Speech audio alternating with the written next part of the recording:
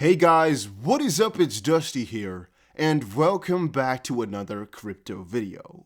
Today, we're giving two people 20 XRP. And all you have to do is make sure you press the like button, make sure you are subscribed, and make sure you comment something down below. You guys often say, Dusty, your like requirement of 1500 is way too high. So, because we're doing a smaller giveaway, all we need to hit for this one is 1,000 likes. Alright, so make sure you press the like button. That's actually kind of all you have to do. And let's get going with this episode. 127 million XRP moved by Ripple and Binance crypto giants.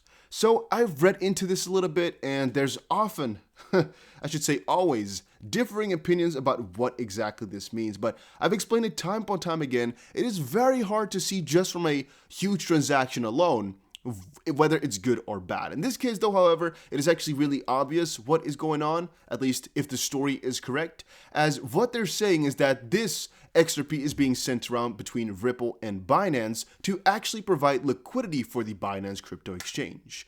Now the question that might pop up is whether or not we're talking about the normal Binance or Binance.us.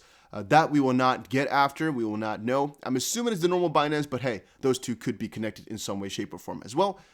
However, the XRP being sent here are mostly for Binance's platform to gain more liquidity, and it could just be that they're using this because they have some overload, and then eventually will send it back if they do not need it, or just basically just buy and selling from Ripple is what they're doing for right now. You might call it something different. You might say it's not the real use. We will not know. We're just assuming that they have purchased that right now or taken that from Ripple to fund XRP on their exchange, and then later on they might just send it back when they're done with that and when they do not need it anymore, as it's not a Binance investment, it's not a Binance purchase to hold, it's literally just they need it right now because of the traders and because of the platform. However, once more, that might be disputed, that might be debated, because there's a couple different things we could say. We could also say this is not for liquidity, this is Binance buying it as an investment. We could also say this is Binance buying it for some different agreement. We could also say this is not Binance themselves buying it, but one kind of person using Binance as the purchaser, right? Just some big whale who wants to buy XRP through Binance. That could also be the case. As for example, when you're seeing huge transfers go to Coinbase, it's not necessarily true that those transfers are going to Coinbase, the company. It could just be to a person who's using Coinbase as a custodian and just purchasing through them. So once more, this could mean almost anything. And that is why it's so difficult for me to really make a good explanation of them.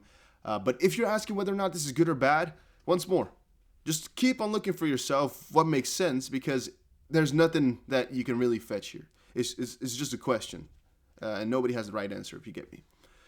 Then, it's pretty interesting to see here how quickly things shift, by the way, too. For example, here it was 21.9 million, then it's 22.1 million in really a short amount of time. Sometimes that does make you think. If you have so much money, just one little flip like that, boom, $170,000 difference. That's huge. That's really huge. Then, did Ripple know that XRP is different from Bitcoin? SEC to unseal alleged evidence. The SEC cites 3 pieces of evidence to prove that Ripple was aware of XRP's differences from Bitcoin and Ethereum. Keeping the documents under seal, as Ripple requested, is troubling and problematic, according to the SEC. George Terrero, a senior trial attorney at the US SEC, may have hit Ripple on a sore spot during the discovery phase currently underway. In a letter to Magistrate Judge Sarah Netburn, Terrero claims that Ripple continues to hide critical facts relevant to the case from its investors. This is troubling and underscores the need for disclosure requirements to protect investors, he claims. Let's quickly see what this is all about. So this is the court listener document here from yesterday. This is a 5-pager once more. Okay, so that's not something I can quickly scan through here for you guys. Let's just quickly see if we can get something relevant from the points. Relevant procedural background, legal standard, investor A's motions to seal, Ripple's motion to seal, motion to squash exhibits A and B, motion to compel exhibits A and B. Ripple, not the SEC, claims unliteral power to decide what the public should access. And that is basically that. So what I'm assuming is the last part here. Once more, I didn't read this because I didn't know it was actually in the document here. I didn't know this was from yesterday. I thought they were talking about something older. So I'm a little bit sorry about that. This one, I'm assuming, is talking about basically the SEC claiming that Ripple is hiding facts and Ripple claiming that the SEC is hiding facts. I think that's basically the back and forth that's in this part right now. Moreover, it is Ripple, not the SEC, who seeks an unfettered right to decide what information to make available to the public, presumably information it views as helpful to its litigation strategy, and what information to shield from the public view, presumably information it views as hurtful, as it manages its litigation message in public. The SEC has collected evidence that Ripple, including Larson, a CEO, selectively disclosed the contents of the entirety of the legal memo, MTQXA, or a version thereof, on at least 18 different occasions in hopes of advancing its own business purposes. And, as noted, defendants have already determined that the MTQXA should be submitted to the court on a motion to dismiss, implying the documents should be made public only when Ripple decides to rely on them. Ripple's motion at 1.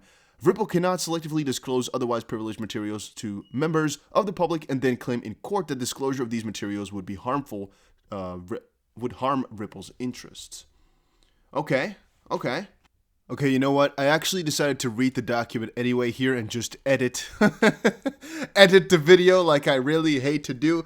And what I kind of found out now was that it's basically the SEC's newer response to this whole motion that Ripple wants to bring up or bring to light all the information that was received from an investor. This is investor A's motion, I believe, right? Once more, I'm just a random guy on the internet, not a freaking lawyer or anything like that. I believe what that one is all referring to is any individual who asked the SEC for their permission to do something. Where, for example, some exchanges had earlier stated that they asked the SEC if they could have XRP listed or if there was any trouble against it. And there was some investor who actually asked the SEC if he could purchase XRP, or at least if there wouldn't be anything against it. And whatever resulted in that, or whatever that discussion was about, there is basically a dispute about right now. And whether or not that information and what they disclosed there is relevant, whether or not the talks of Ripple or about XRP within the SEC is relevant, and all of that. That's basically what the SEC is arguing here, that all of that is not relevant, and it's a really freaking big burden. Then also the question of ethics come to play, where Ripple might only use those documents not for the rights of the people, but only because it might might help them defend the case. It might not just be relevant for the people because they're also hiding stuff, is what they are saying. So it's basically the SEC's word against that of Ripple. It's going to be really interesting as time moves on. But once more, this is just my interpretation of the whole thing, as it's a pretty long letter here, 5 pages, and once more, there's a lot of legal term. However, it started off, this is the way I kind of received it, with plaintiff SEC respectfully responds to the motions filed by Investors A's motion, and by defendant Ripple Labs Inc., to seal documents submitted in connection with certain discovery disputes. The SEC does not oppose Investor A's motion, as set forth below. The SEC opposes Ripple's motion only insofar as it seeks to redact the material cited in the pending discovery disputes between the parties, but does not oppose redacting the remaining portions of the materials at issue. That's really interesting, though. I'll wait to see what's going to come out from this, because this is just the SEC side of things. We are going to wait for either the judge or for Ripple to come out with some newer info. I think it's interesting, though. Then moving on, burritos or Bitcoin. Win Bitcoin for guessing. What is this? So I actually thought this was really stupid, right? At first, the whole Bitcoin and burrito ordeal. However, the fast casual restaurant chain has teamed up with Ripple's former CTO, Stephen Thomas. That actually does make this a lot more interesting, because he is now the CEO of Coil. What is going on here? And why and what and why? Right, it's really interesting in my opinion how this is all connected right now. Chipotle, Stephen Thomas, Bitcoin. Right, it's cool. It's pretty cool.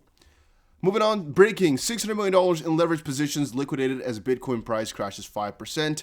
Yeah, you might be considering this cool, you might be considering this stupid. I don't really care. I just think it's some information that you might want to have, purely because you realize once more how much you're being effed in the A, so to speak, right? These big guys, they don't want you to make money. They'll try to make you lose money. And that's exactly what we're seeing here once more. Plan B posted beautiful stop loss hunting again. Now that all leveraged longs are liquidated, we finally have room for breaking $60,000 in April. Big market players with their fishing net by support level, trying to reap all those small traders and stop losses all the way at the bottom. It usually goes like that very freaking often. And it's the way it goes, guys. Having said that, go check out GSX. A link is down below. It is the world's first growth coin and a gold-backed crypto. I think it's an interesting initiative. And right now it is 10 cents a coin. plus a 5% bonus, plus a 5% bonus for using my link. Please understand, we may lose money on this. I have put a couple $1,000s in because I'm hoping it's going to go big, hoping it's going to go like a 20 time or a 50 time or whatever, something like that. But I know, of course, it can fail too, and I have that in the back of my head. Right? I just know it's a gold-backed crypto. No other company has ever been able to pull it off. What if they really get it done? That could be huge, right? I'm having that in the back of my head. Maybe it's going to get some main adoption. Maybe it's not. Who knows? But I'm going to try it out. And then Ripple XRP price prediction for April. Once more, if you're wondering about any dates or what's going to be important for the XRP price, consider once more that April 6th is going to be a really important one if it hasn't been moved by this situation right here, all right? Maybe this has put some tar in your freaking food. I don't know how you say it in English, whatever. All right, let me know what you think about the whole situation down below in the comment section. That was it for me, the Dusty BC, and I'll see you guys again in another crypto update.